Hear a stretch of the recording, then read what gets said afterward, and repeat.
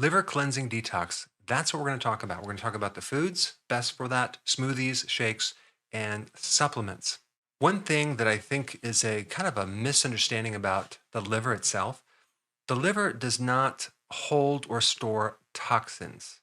Okay. It gets rid of toxins. It's the main organ that turns these fat soluble poisons into a water soluble substance that is no longer poisonous, and then it gets rid of it through the bile ducts with the help of the bile. And when we talk about cleansing, we're really talking about cleansing the liver of fat and also inflammation or scar tissue. And the more fatty the liver, the more scar tissue and the more inflammation, the less it has the capacity to detox. And there's this whole cascade of amazing enzymes in the liver that help take this very severe, dangerous poison all the way through to the point where it's no longer poisonous. You can even get rid of 50% of the liver's fat through going on a low carb diet. This is called a ketogenic diet.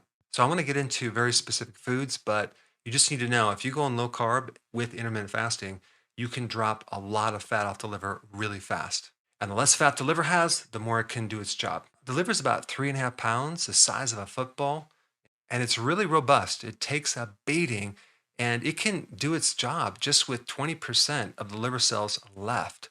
And it is the only organ that can completely regenerate itself. But there is a point of limitation. You can get to the point where it's so filled with scar tissue, that's called cirrhosis, that you're going to have to get on the list for a liver transplant. And a lot of times people don't have any symptoms in the initial phases of liver problems, other than some fatigue. But one real simple way to know if you have a fatty liver is just to look down and see if you could see your stomach protruding out, because abdominal fat is a good indication that you have liver fat. Now, as far as what causes the liver to become fatty, you might say, well, alcohol, right? Well, that's definitely something that can cause it. But there's also something even more common called non alcoholic fatty liver disease. And that condition mainly comes from fructose. Okay. Now, where would you get fructose? Fructose is in a lot of the sugars that people consume, like table sugar has fructose, beet sugar, honey, fruit, all are about half fructose and half glucose. So if you're eating a lot of sugar and drinking your sugar, as in high fructose corn syrup, like all the sodas and juice and fast foods, chances are you have a fatty liver. Not to mention regular wine and frequent snacks will all contribute to a fatty liver. So, what are the best foods to help heal the liver, to help strengthen its ability to detoxify? Right at the top of the list, you have something called cruciferous vegetables. That would be like kale, arugula, broccoli, cauliflower, collard greens, mustard greens, Brussels sprouts, bok choy, horseradish, cabbage.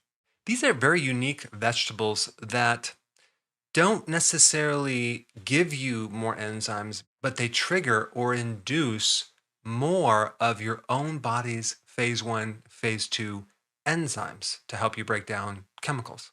And there's also very specific natural chemicals, they're called phytochemicals or phytonutrients in cruciferous, that are even more potent than other things, okay, like sulforaphane in broccoli sprouts or microgreens. Microgreens are basically just about a 10-day-old baby vegetable, versus sprouts might be like between 3 to 7 days. But radish microgreens or sprouts, or broccoli microgreens or sprouts, are loaded with sulforaphane. So what I like to do, instead of just using regular lettuce for my salad, I like to use the arugula leaf, because that's going to more potently do a lot more good than regular lettuce.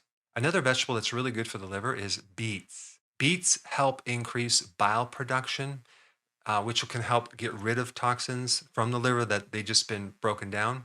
Beets can help increase the flow of bile, so then that bile can actually help eliminate all the toxins that your liver just broke down. Beets also trigger this phase one, phase two detoxification.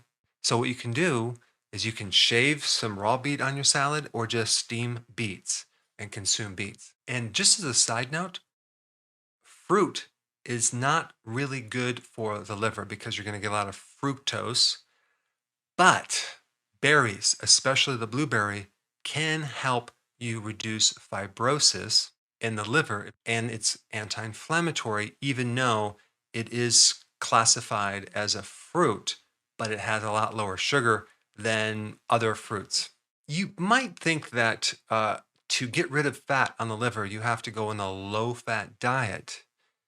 No, you don't. You have to go on a low-carb diet, get rid of the sugars, because that sugar then converts into fat.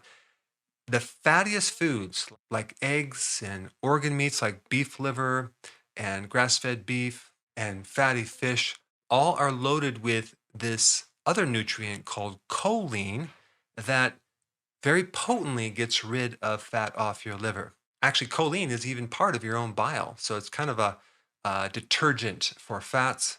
And take a wild guess what has the most choline: egg yolks, beef liver, and fatty fish. But you can also get some choline in things like broccoli.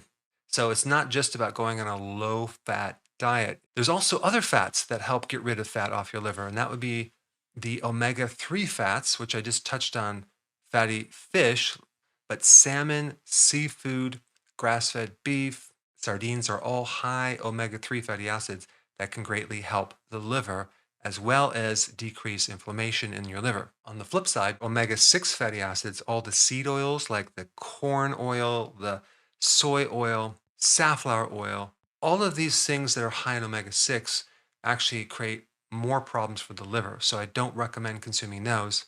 And unfortunately, we have way too much of those. I think nowadays an average person consumes 30 times more omega-6 oils than they should. And it's hidden in restaurant foods, it's in fried foods. They use it in salad dressings, mayonnaise, and many, many other foods. Now, as far as the protein that's needed for the liver to function, you need high quality protein. That would be eggs, grass-fed beef, and fatty fish. You don't want to go on a no protein diet because these amino acids are very, very necessary to help heal the liver. But then again, you also don't want to use low quality protein, especially the plant-based protein powders, the soy protein powders. Whey protein is also hard on the liver. It's a refined product, there's no fat. The liver actually does better if you consume foods that have the natural fat with the protein. Probiotic foods are very healthy for the liver. That would be sauerkraut, kimchi, and kefir, and pickles. Those are some main foods that are really good to help strengthen the detox and also get rid of fat off your liver and also decrease inflammation. Let's switch gears to smoothies and shakes. There's two really good ones, and they both use blueberries. Okay, so you get some blueberries, like a cup, and one of the shakes you're using frozen kale. So what I like to do is take a bag of kale from the grocery store and then just put it in the freezer, freeze it solid, and then when you're ready, take a couple handfuls of kale, put it in the blender, okay? Take a cup of blueberries, put that in the blender, fill it up with water just above the material, blend it for like 30 to 45 seconds, and you have yourself a delicious, really healthy, liver cleansing shake. Another one I like to use is with kefir. Don't get the one that has low fat. Whole milk, and it could be either sheep milk or goat milk, but don't try to get the low fat one. Of course, try to get the grass fed and organic if you can, but that kefir is better than regular yogurt because it not only has the bacteria, it has a friendly yeast and a lot more microbes. What I like to do is take a cup or two of kefir and a cup of blueberries. And you may have to add a little water to it, maybe half of a cup. Sometimes you don't. I would first try it without the water because sometimes the kefir is more liquid. It really depends on how liquid the kefir is. And then you blend it for 30 seconds and drink that down. It's delicious. And so you have this probiotic blueberry liver protecting shake.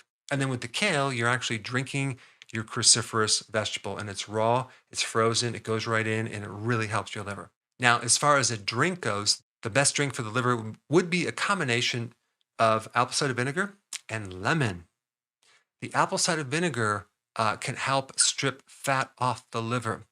It also can help support blood sugars and make insulin more sensitive, helping you correct insulin resistance, which is at the heart of a fatty liver. And also, lemon is very, very sour, and it too has choline and other things that can help support the liver. It has a lot of vitamin C.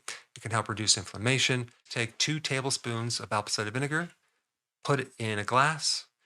You can take 1 lemon, squeeze the lemon from that 1 lemon into the glass, and you have about 12 ounces of water, and then drink it with a straw. Sometimes I'll take the whole lemon, put that in the blender with about 12 ounces of water, 2 tablespoons of apple cider vinegar, blend it down so I have some additional cool properties of that lemon peel that you wouldn't get from the lemon juice. You can use actual lemon juice, but just realize it's usually pasteurized, it's heated because vitamin C gets destroyed with heat. So if you just take an actual lemon and juice it yourself, that's always the best. Now, as far as the supplements go that are good for the liver, full transparency, I do sell a liver cleansing supplement. But as far as nutrients go, these are the best things for the liver. At the top of the list would be milk thistle. Milk thistle is used as the antidote to poison. I'm talking about poisoning from mushrooms, talking about snake poisoning. I'm talking about being poisoned from Tylenol and many other poisons. It's quite amazing. Milk thistle basically has this superpower to protect the liver, but it's also good for a fatty liver. It's also good to get rid of inflammation and to prevent scar tissue of the liver. And that term is called cirrhosis. Choline, I mentioned that before. You can get that as a supplement too. Choline helps strip fat off the liver. Then we have turmeric. Okay, that's really powerful for the liver too as an antioxidant. It helps reduce inflammation in the liver, and it's been known to help you reduce fat on the liver too. Purified bile salts are also good to reduce fat in the liver, and a lot of people are deficient in bile, and so things kind of back up from the bile ducts. And when things back up, you can't detoxify. So part of detoxification is allowing things to flow through the liver, and bile salts many times can open up the stuck flow so things can flow through and out through into the small intestine. Probiotics are really good for the liver as well. And the last remedy would be something called tocotrienols. This is a type of vitamin E that works 50 times stronger, and it's really good for an inflamed liver, and that's called hepatitis. But any inflammation on the heart or the liver can be helped using tocotrienols. So it can inhibit fibrosis. Because if you think about vitamin E is you can rub it into the skin to help get rid of scar tissue. Well, tocotrienols is really good for scarring of your liver. Now, there's one more video that I highly recommend you watch, okay? And this video has gotten a lot of views because it's an awesome video. You should check it out. I put it up right here.